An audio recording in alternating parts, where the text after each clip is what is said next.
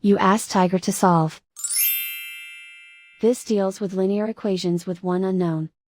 The final result is x equals -11. Let's solve it step by step. Group all constants on the right side of the equation. Add 1 to both sides.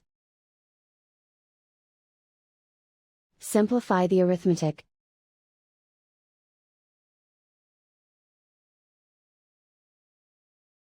Isolate the x. Divide both sides by 11. Simplify the fraction. Find the greatest common factor of the numerator and denominator.